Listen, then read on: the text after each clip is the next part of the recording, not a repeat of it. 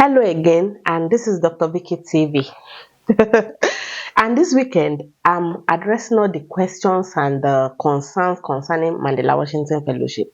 So, if you have not watched all the videos, take your time to watch all the videos in that categories because this is the weekend that we've all got. In this one, I'm going to be talking about Mandela Washington Fellowship.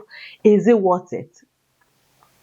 Yes, because I've got so many questions on jobs, NYSC and all that that people are doing. You are busy with NYSC at the moment, and you are looking at if you are working at the end of the NYSC, by that time, will you be able to leave your job and go for Mandela Washington Fellowship? Or there's another lady, she says she works with the news agency and she's not sure if they will be able to afford a whole month break for her. I think it's even 6 weeks, it's not even 4 weeks, unlike yearly.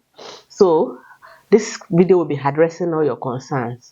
It's difficult to actually leave your job for 6 weeks. Even for people that are working with the government, I think they got 28 days or so as their leave. So extension, they still need extension for like 2 weeks or so in order to be able to meet up with the length of time needed for this fellowship. So you need like 6 weeks at least, not to talk of all the preparation and everything that you need to put in place in order to be able to travel to the US. You are going to travel to the US. Yes, you will. Unlike our own time when we were stuck with COVID-19 and we couldn't go.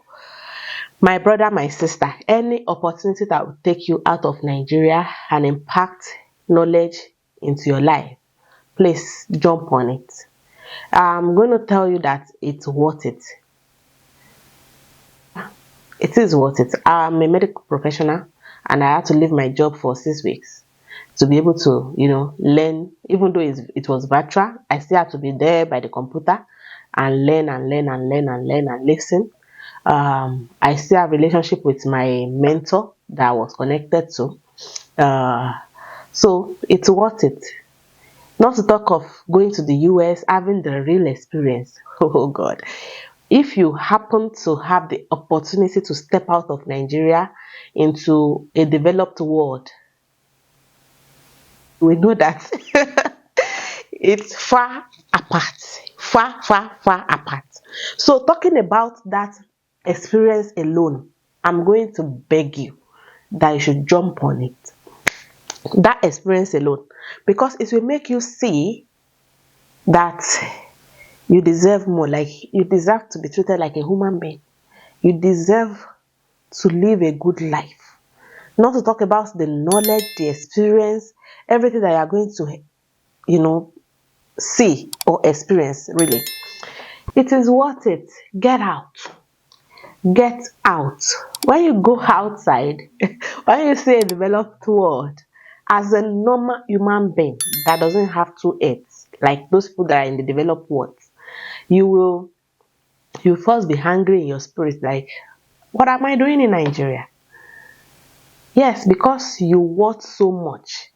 If you are truly a leader and you are in a leadership capacity, I'm sure you have been struggling and hustling and trying.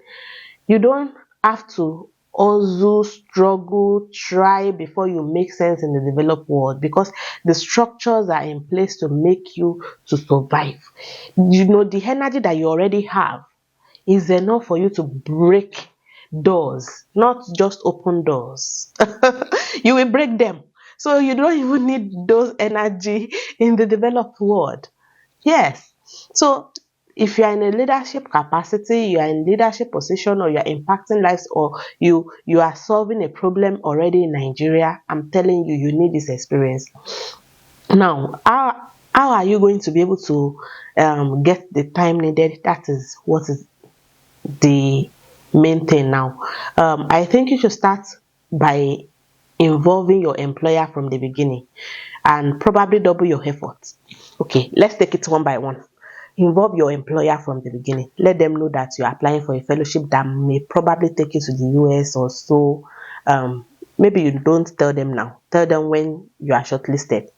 Like maybe towards that May, when you have been shortlisted and you are already doing the process of the visa. That's when you should tell them.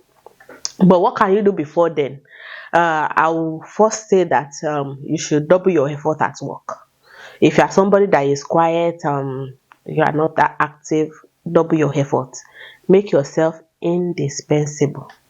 Make sure that you are involved in the running and the everything in the organization wherever you are. Make yourself indispensable so that even if you have to take time off, they are looking forward to having you back.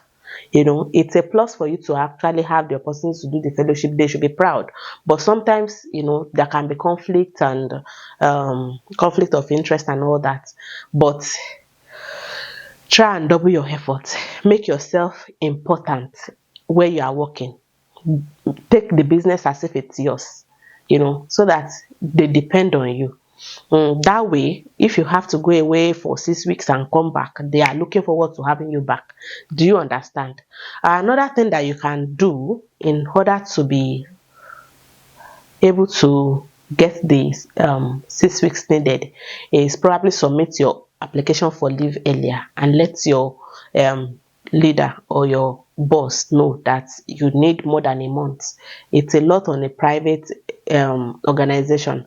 For government workers, they know how they do these things. It's not like anybody's going to sack anybody in the government space, but in the private space, it's very difficult. This fellowship is perfect for self-employed people, business owners, that don't have to take excuse from anybody.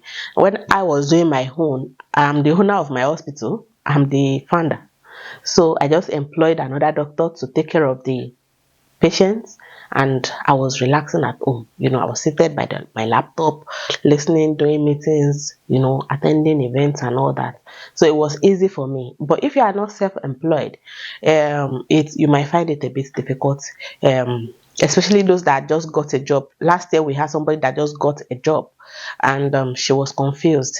She's got the opportunity, she's got a visa, but to be able to go and leave that new employment, it was difficult. She eventually left. She eventually went and delayed her resumption time. I didn't even follow up to know if she was able to resume at that job when she returned.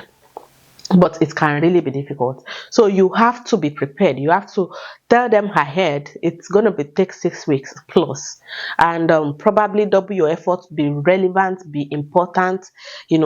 Put in, you are going as a leader, isn't it? So put in that leadership effort where you find yourself, so that you'll be indispensable. And the most important one is for you to have a backup plan. My brother, my sister, we cannot trust that a self-employed person or an organization that is private, that pay you part-time, will wait for you for 6 weeks. So another thing you can do that I will advise you to do is to have a backup plan.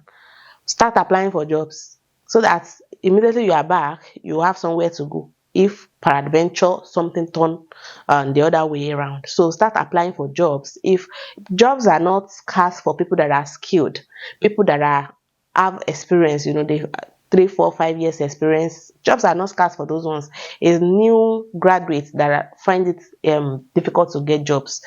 So if you have that capacity, you have the experience, and you are sure of yourself, that you are not going to go and come back to be taking Gary, please start job applications.